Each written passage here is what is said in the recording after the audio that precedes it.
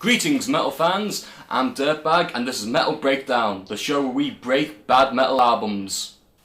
Machine Head.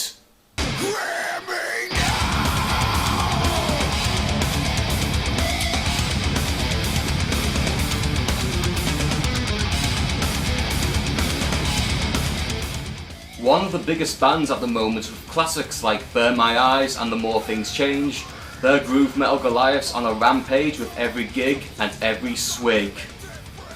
They've made modern day milestones with The Blackening and Unto the Locust. But have a couple of stinkers as well. Now I know what you're thinking, why not review The Burning Red first? Well, after giving it another listen, I found it wasn't that bad. Yes, it is a departure from their earlier sound, but it's not all that bad. Okay, maybe your mileage will vary. But we're here to talk about Supercharger, their fourth album. And boy, is it a stinker.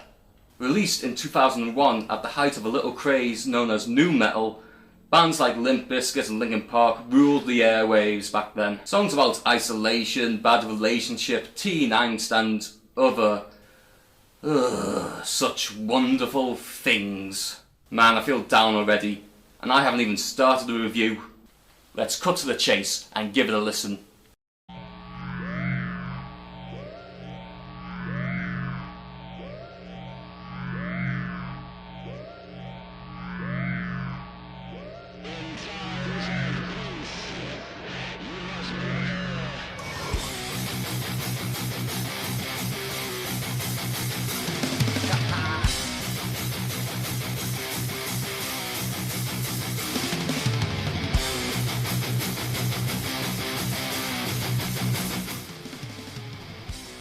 Yeah, it's an okay song, but check out these lyrics.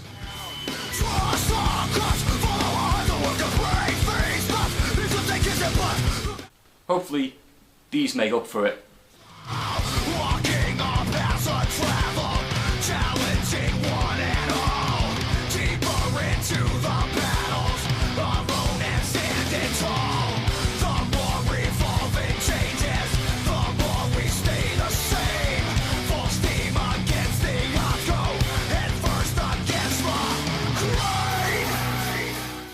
Now let's see if that statement holds up.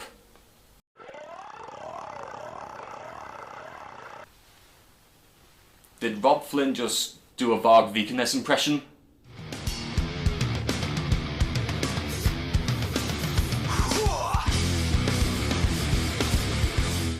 Hey, I can see an ocean of teenage kids bouncing up and down to this.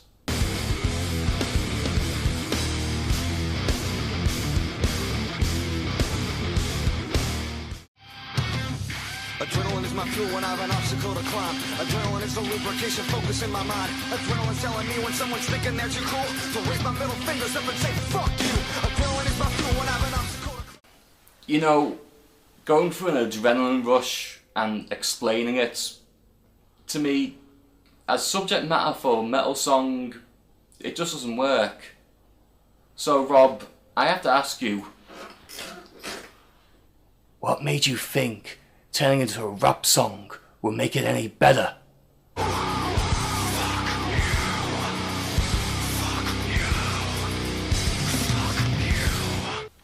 Well, that's not very nice.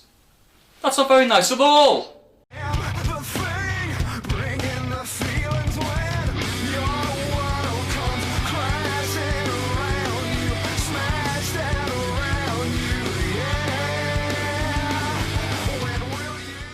That obligatory yeah in the chorus. Truly, Metallica have left such a fine legacy. When you feel darkness, hopeless, can't cope with all the stress, I'll make you hate life, bring strife, remember failure's hard instead, and it's never gonna take. Dude, cheer up, what with all the negativity? This track does nothing for me. Let's keep moving.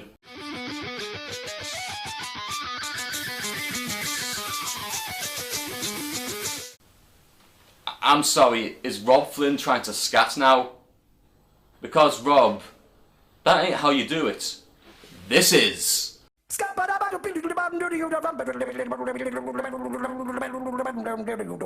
I'm a scat man.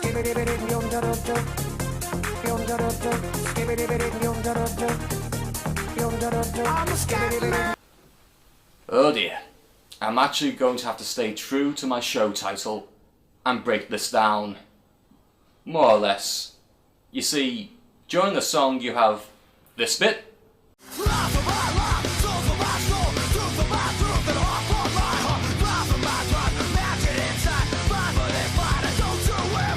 Which then shifts into this bit.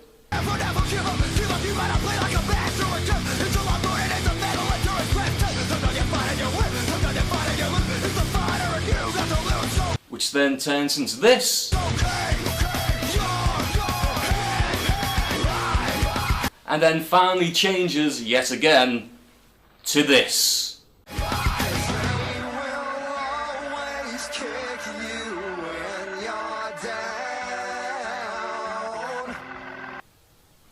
All of this happens within the space of 30 seconds. It's not really progressive, it's more schizophrenic. You have to trust in yourself, you must believe in yourself, you have to follow your heart, you overcome and more you have. That chorus is far beyond pandering.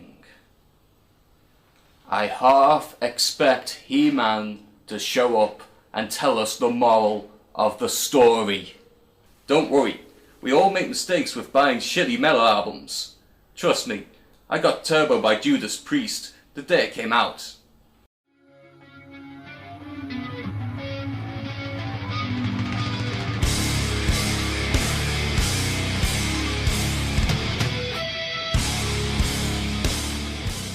This song falls under the quiet verse, loud chorus type of deal.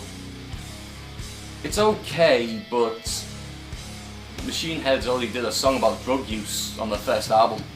Well, I have all the answers you need. I can take you high and make you invincible. So bring up the shooting. A virus is feeling it. I crawled in my narcotic cell, was crucified in my own hell.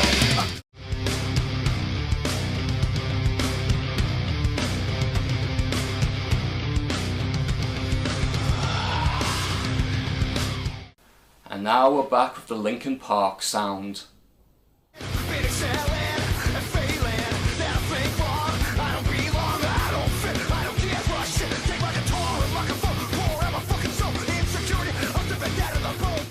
The rapping here sounds really awkward.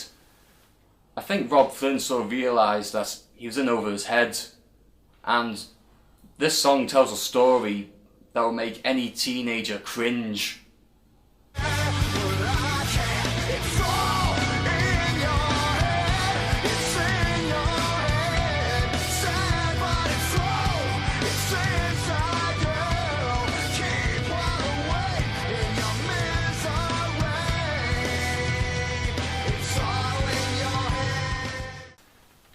You know, we're halfway through the album and it's coming off pretty immature.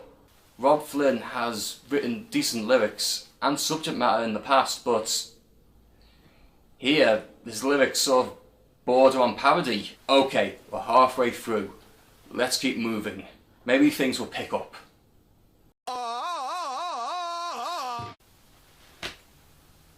Or not. Check it out. I was that kid sitting over in the corner, smiling with a shit-eating grin. And I was that kid smiling in the back of class till I'm frying on mescaline. I was that kid drinking 40s on the bleachers, getting drunk after school, getting hooked too late, falling on my face, way too drunk to skate and acting a fool. Of all the tracks on this album,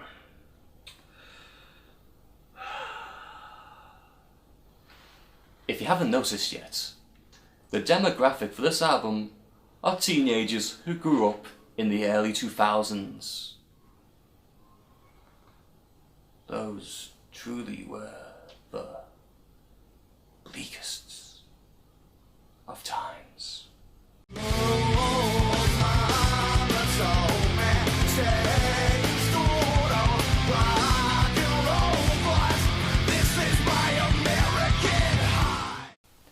That's right, homeboys. You two can write a shitty new metal album if you stick it to your mama.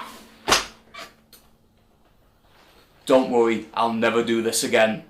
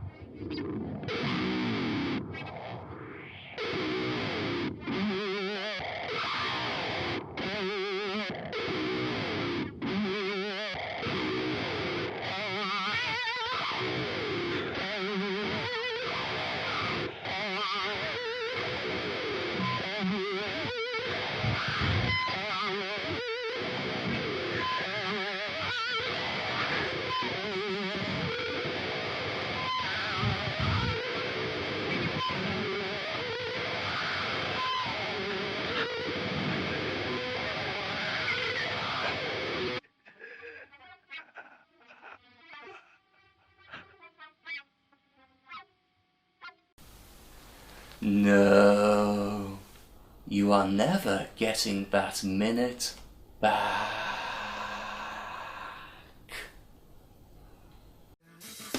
I let your words get into me. Every time I try to talk, you never listen. You got the answers, I don't know a thing. But you ask me what these lights are in my eyes. They're a freight train ahead and a straight coming your way. You drive yourself down to the tracks that you won't help from me to cut you free. If it was me, my hour of night. This is what you get when you write a song about someone you absolutely despise. Badly. Okay, there aren't any particular decent fuck you songs out there, but still.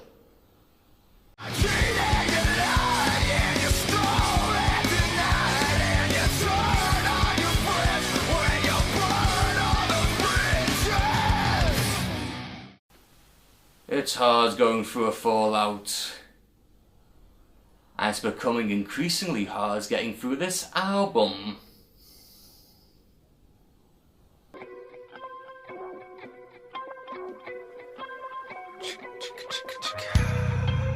Oi! I'll play the Scatman clip again. The time blows by and strips us to the bone. Poison winds of woe teach us that we're this world. That is by far the most unhinged, chaotic and poorly structured choruses I have ever had to listen to. And the rest of it doesn't hold up any better.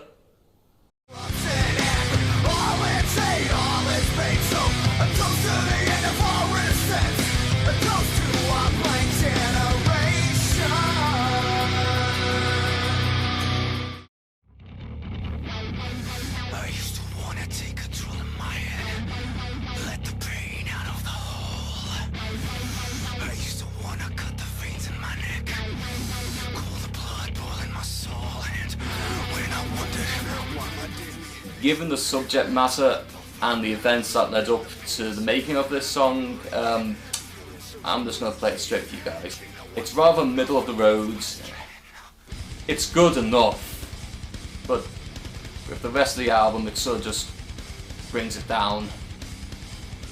That's all I really want to say. The hurt that you try to hide is killing me. Okay, Another quiet verse, loud chorus ordeal. But this one's more melodic, while Only the Names was more atmospheric. So, it's gotta be good, right? Wrong.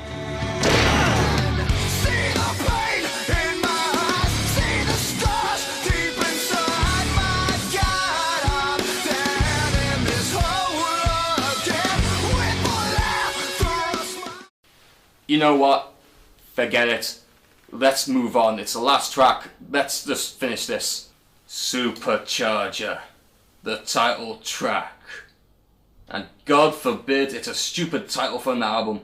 Supercharger! I mean, was this album tailor-made for 14-year-olds?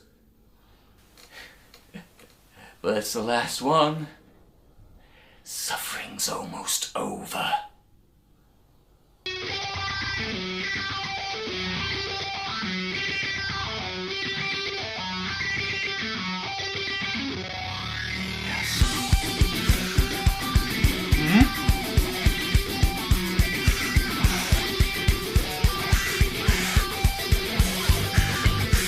Huh?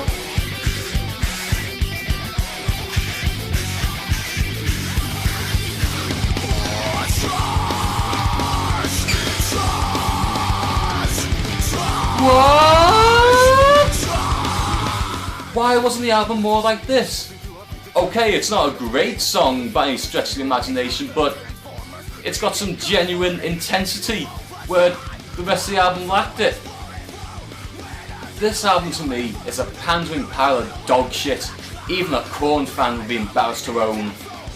There's some good songs here and there, but they're few and far between. Guess who produced this stinker anyway? Johnny K? Who else had he produced? Let's see. Disturbed, Stained, Seven Dust, and Megadeth! Oh, terrific! I'd also like to point out that guitarist